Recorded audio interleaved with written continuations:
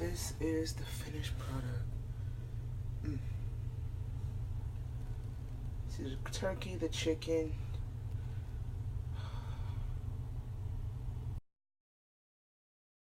Next up, I'm browning my ground turkey for my dirty rice, quote unquote.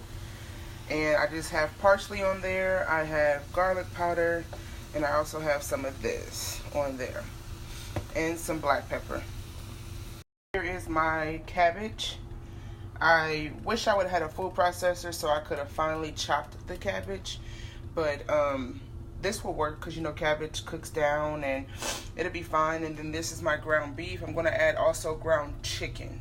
I'm going to cook that here in a minute, but this is my cabbage. I'm going to let this cook, and then once it gets halfway done, I'm going to add the turkey, and then also the chicken into this with chopped onions, and then let it simmer. These are the seasonings I use: cayenne pepper, chicken rub, garlic powder, black pepper, and Creole.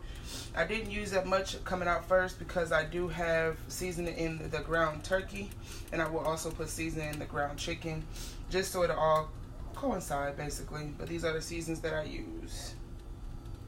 This is what the finished product looked like.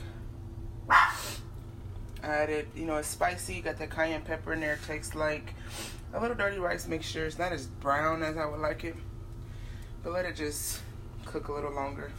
It'll darken up. I don't have my onions in there yet. To me, I like the onions to be crunchy, so I'm gonna wait to add those.